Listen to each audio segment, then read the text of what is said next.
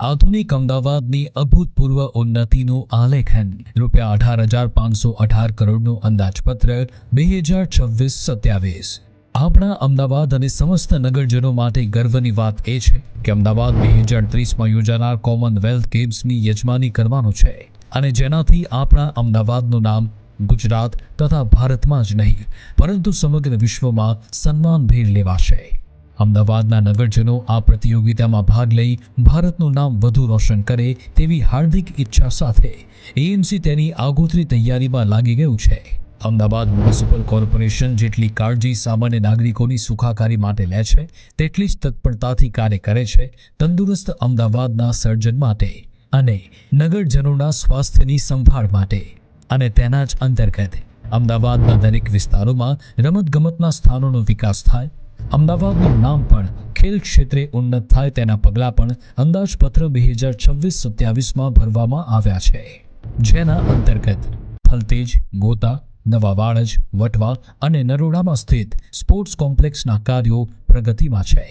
જ્યારે કે 6 સ્પોર્ટ્સ કોમ્પ્લેક્સનું નવનિર્માણ વેજલપુર, શાહીબાગ, ચાંદખેડા, રાણીપ, નવરંગપુરા અને નિકોલમાં થવાનું છે।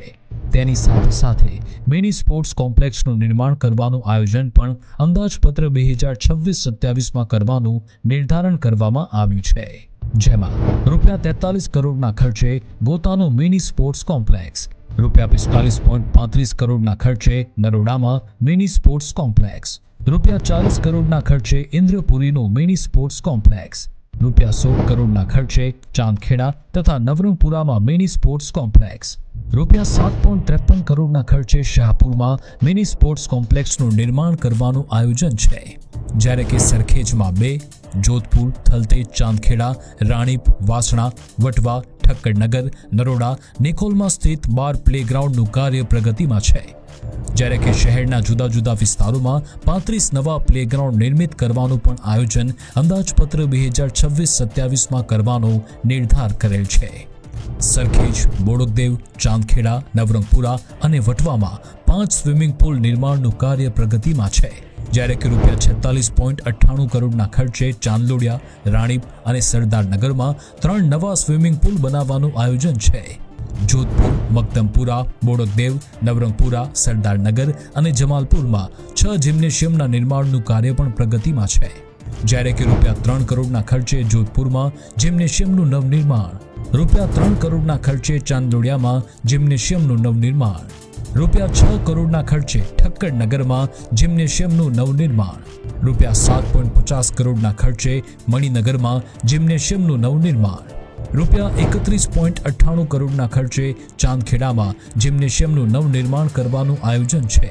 સાથે ₹2 કરોડના ખર્ચે ચાંદખેડામાં ટેનિસ કોર્ટના નિર્માણનું પણ આયોજન અંદાજપત્ર 2026-27માં કરવામાં આવેલ છે।